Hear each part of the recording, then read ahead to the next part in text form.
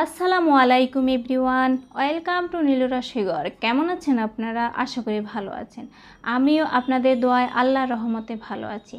আজ আমি আপনাদের জন্য নিয়ে এসেছি নোয়াখালীর খুবই জনপ্রিয় এবং ঐতিহ্যবাহী একটি মরিচ খোলা, মলা মাছ বা কাচকি মাছ দিয়ে লাউ পাতার পোল্টার মরিচ খোলা। এটি নোয়াখালীর মানুষেরা খুবই পছন্দ করে এবং এটি খুবই জনপ্রিয় একটি রেসিপি। আজ আমি আপনাদের সাথে সেই রেসিপিটি শেয়ার করার জন্য নিয়ে এসেছি। চলুন তাহলে এই রেসিপি আমি কিভাবে তৈরি করি আপনাদের সাথে শেয়ার করছি। তার আগে আপনাদেরকে বলে দিচ্ছি, ভিডিওটি একটু স্কিপ করে দেখবেন না। যদি ভিডিওটি স্কিপ করে দেখেন তাহলে এই রেসিপির অনেক টিপস আপনারা স্কিপ করে যাবেন, তখন আপনারা এই রেসিপিটি পারফেক্টলি তৈরি করতে পারবেন না। আর এই রেসিপিটি যদি আপনাদের ভালো লেগে থাকে তাহলে আমাকে একটা লাইক, কমেন্ট, শেয়ার করে দিবেন। আমার চ্যানেলের আগামী নোটিফিকেশন পেতে চ্যানেলটিকে সাবস্ক্রাইব করে রাখবেন। চলুন তাহলে এই রেসিপিটি আমি আপনাদের সাথে শেয়ার করি। এই রেসিপিটির জন্য আমি নিয়েছি লাউ পাতা, তাজা লাউ পাতা নিয়েছি প্রায় 8-10টির মতো।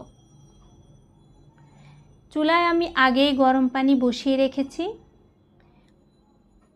পানিগুলো গরম হয়ে গিয়েছে। এই গরম পানিতে লাউ পাতাগুলোকে আমি একটা একটা করে ভাপ দিয়ে সফট করে নিব।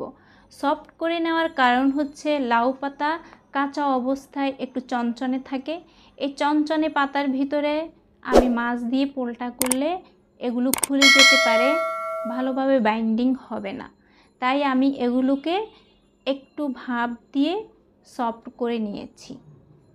দেখুন, এভাবে খুবই আলতোভাবে এগুলাকে উঠিয়ে নিতে হবে যেন ছিঁড়ে না যায়। ছিঁড়ে গেলে মাছগুলো তো বের হয়ে যাবে। এভাবে আমি আপনাকে দুটো বানিয়ে দেখাচ্ছি। এই যে এইভাবে এগুলোকে 1 মিনিট একটু ভাপ দিতে হবে গরম পানির মধ্যে। তারপরে আমি এভাবে একটু সফট হয়ে আসলে এগুলোকে আমি উঠিয়ে নিয়েছি একটি স্ট্রেইনারে। সবগুলোকে আমি একটি স্ট্রেইনারে উঠিয়ে নিয়েছি। তারপর এখানে নিয়েছি 250 গ্রাম কাচকি মাছ বা মলা মাছ।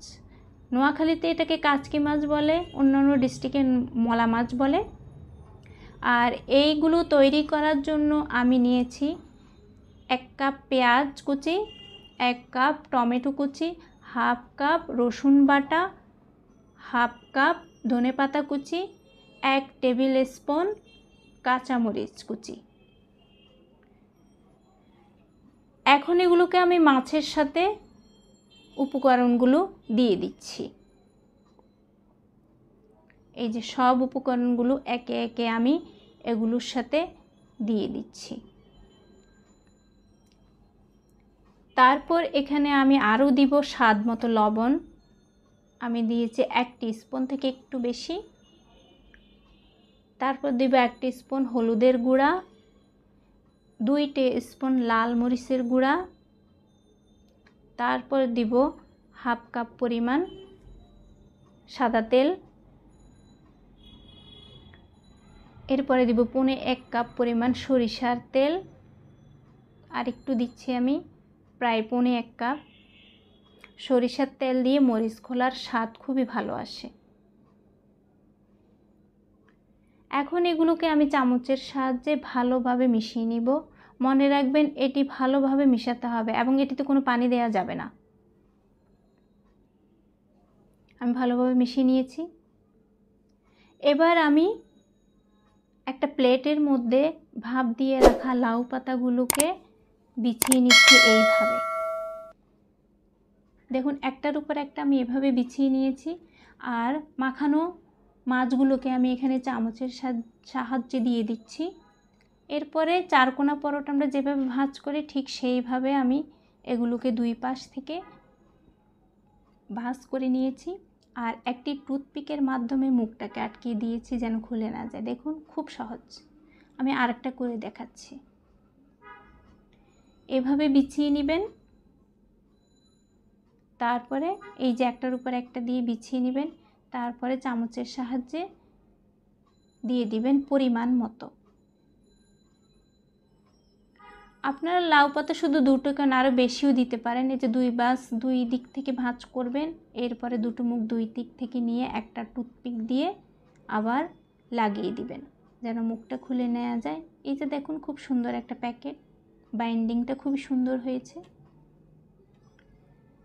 এরপর আমি এগুলোকে পাতিলে নিয়েছি, পাতিলে নিয়ে চুলায় বসিয়ে দিয়েছি।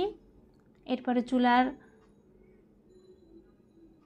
ফ্লেমকে আমি লো ফ্লেমে জ্বালিয়ে দিয়েছি। লো ফ্লেমে আমি 10 মিনিট রান্না করেছি। 10 মিনিট পরে এরকম পানি বের হয়ে গিয়েছে। এরপর আবার ঢাকনা দিয়ে দিয়েছি।